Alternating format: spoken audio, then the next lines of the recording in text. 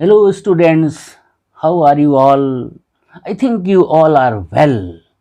That is why I am going to teach class 11 mathematics set theory में operation of sets का union of sets तथा intersection of sets ये मैं समझाने जा रहा हूँ। इसलिए यदि आप पहला बार मेरा वीडियो देख रहे हैं तो मेरे चैनल को अवश्य सब्सक्राइब कर देंगे। तो देखिए यूनियन ऑफ सेट्स क्या होता है। ए यूनियन बी, मान लीजिए दो सेट है हमारे पास, एक सेट ए है और दूसरा सेट बी है। तो ए यूनियन बी को हम कैसे डिफाइन करते हैं? तो A union B is defined as the set. A union B is defined as the set that consists of all elements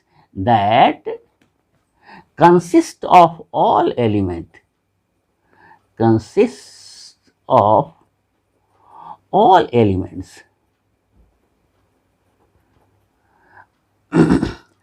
belonging to either a set A, belonging to either set A or set B or both। या तो वो set ए में है या B में है या दोनों में है ना। जैसे कि हम एक सेट ए लेते हैं, इसके एलिमेंट्स को मैं मान रहा हूं ए बी सी डी ई, कोई भी ले लीजिए, या 1 2 3 4 5 कुछ भी ले लीजिए। ए बी सी डी ई मैंने दिया। और दूसरा सेट हम ले रहे हैं बी, इसमें ले रहे हैं elements C D E F G H, ले लो कोई भी, C D E F G H, ये दो सेट मैंने दिया है। तो ए यूनियन बी क्या होगा? ए यूनियन बी होगा A B C D E F, A B C D E F G H, F G H, ये सभी हो जाएगा। मतलब जो ए सेट में है और बी सेट में है, दोनों सेट में है, उसको हम एक ही बार लिए हैं, दो बार नहीं यूज करेंगे, है ना। जैसे कि कौन सा है, डी ई ए सेट में भी है और बी सेट में भी है, तो एक ही बार लिए हैं। तो ए यूनियन बी मैंने लिख दिया। अब ये इसको हम सिंबॉलिकली सिंबॉलिकली कैसे रिप्रेजेंट करते हैं वो देखिए। ए यूनियन बी मतलब ए यूनियन बी को सिंबॉलिकली कैसे रिप्रेजेंट करते हैं? ये x such that x is belonging to A or x is belonging to B or x is belonging to B।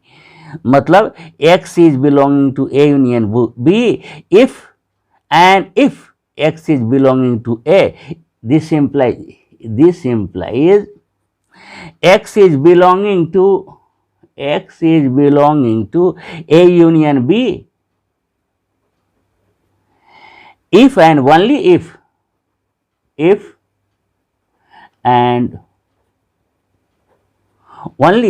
x is belonging to A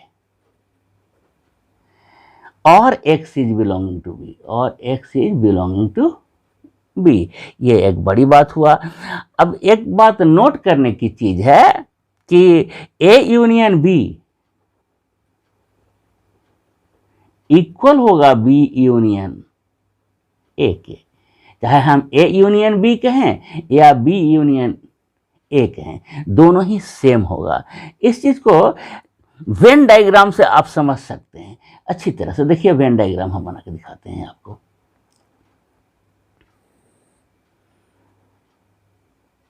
इसमें ये set ए बना दिया मैंने और दूसरा सेट बी बना दिया मैंने, दूसरा सेट बी बना दिया। तो इसको शेडेड रीजन इसमें रिप्रेजेंट करता है, इसको हम सेट कर देते हैं। जो रीजन यूनियन में है वो उसको हम सेट कर देते हैं पूरा। ये देखिए, ये जो शेडेड रीजन है वो ए सेट बी सेट दोनों में है, चाहे ये देखिए, this is the shaded region which represents A union B. तो आप देख लीजिए, तो ये ए सेट है और ये बी सेट है। तो शेडेड रीजन ये यूनिवर्सल सेट है ना। Shaded reason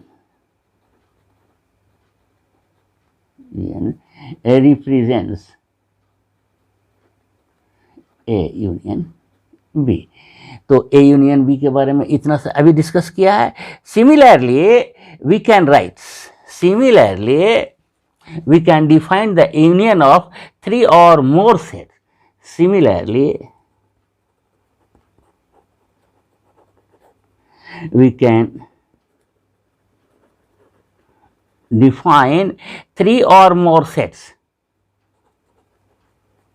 3 or more sets. 3 से ज़्यादा सेट्स को भी हम डिफाइन कर सकते हैं। मान लिया कि P1, P2, P3, Pn are the sets. If P1, P2 dot Pn are the sets, ये सभी सेट्स है। P1, P2, P3, P4, P5 ये सारे सेट्स हैं। तो इसका union, their union there, so their union, इस यूनियन को हम कैसे लिख सकते हैं? P1 union P2, P1 union P2 union P3 dot union Pn, union Pn। इस तरह से is a set containing all elements, is a set containing all elements। इस सेट में सारा एलिमेंट्स आ जाएगा। containing all elements that are in at least one of the sets, that are in at least one of the sets। इसको हम ऐसे भी represent करते हैं, यूनियन ऑफ सेट। कहाँ से? आई शुरू हो रहा है 1 से n तक, ये Pn। तो फॉर एग्जाम्पल हम एक लेते हैं, फॉर एग्जाम्पल में हम मान लिया एक सेट A1 ले रहे हैं, दूसरा A2 और तीसरा A3, डिफरेंट एलिमेंट ले रहे हैं। A1 में हम ले रहे हैं, मान लो कि एलिमेंट है 1 2 3, 1 2 3 एलिमेंट है, और A2 में एलिमेंट है 3 4 5, 3 4 5 ये एलिमेंट है। A3 में 2 6 7 है, मान लिया A3 सेट ले रहे हैं, इसमें हम ले रहे हैं 2 6 7, 2 6 7। तो इस सब A1 A2 A3 का जो यूनियन होगा उसको हम क्या लेंगे? A1 union A2 union A3, therefore A1 union A2 union A3 जो होगा, इसमें सारे एलिमेंट आ जाएगा। 1 2 3 4, 1 2 3 4 5 6 7 तक आ गया, है ना। जो एलिमेंट दो सेट में रिपीट हो गया उसको सिर्फ एक ही बार लिए हैं, इतना ही सा बात है ना। तो अब हम देखते हैं इंटरसेक्शन ऑफ सेट को। इंटरसेक्शन ऑफ सेट्स में क्या है? देखिए, इंटरसेक्शन ऑफ सेट भी अभी हम आप लोगों को एक्सप्लेन करके बता रहे हैं। तो देखिए इंटरसेक्शन ऑफ सेट्स, इसमें ए इंटरसेक्शन भी, अगर हम दो सेट लेते हैं, ए सेट और B set, A intersection B consist of, लिख दीजिए, A intersection B consist of both A intersection B consists of all elements that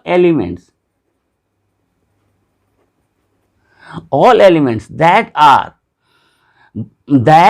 both in A and B, that are both in A and B, जो A और B दोनों में है। For example अगर हम ए set लेते हैं, for example में आप ले लीजिए ए सेट, ए सेट में कोई एलिमेंट आप ले लो A B C D, a set में आप कोई एलिमेंट ले लो ए बी सी डी ले लो, और बी सेट में आप ले लो, बी सेट में ले लो आप B D E F,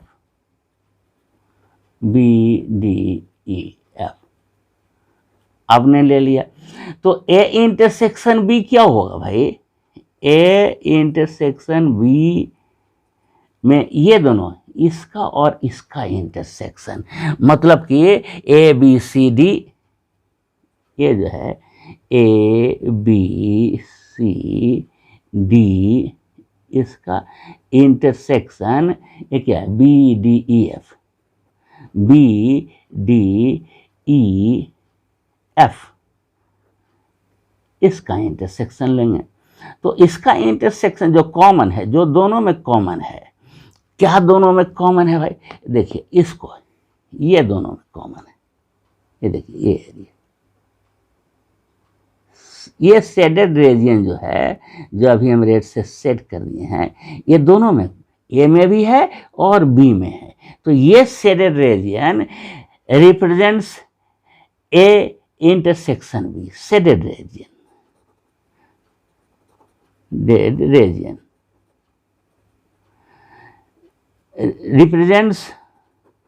represents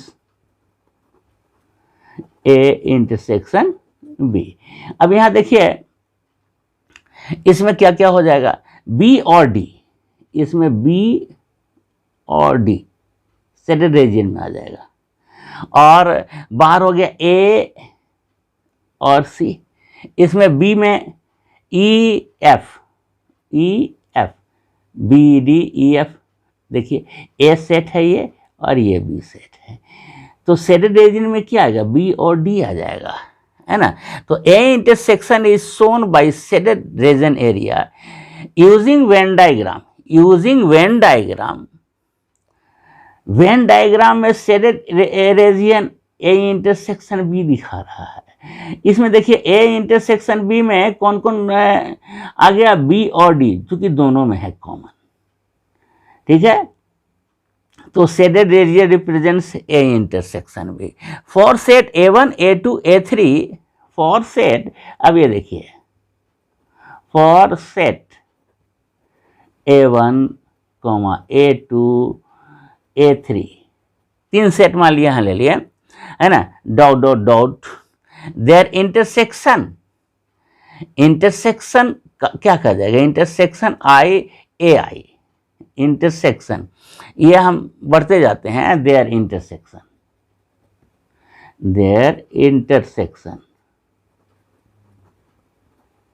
इस इंटरसेक्शन को हम ऐसे रिप्रेजेंट कर सकते हैं, intersection I A I is defined as the set, is defined as the set, is defined as the set consisting of the elements,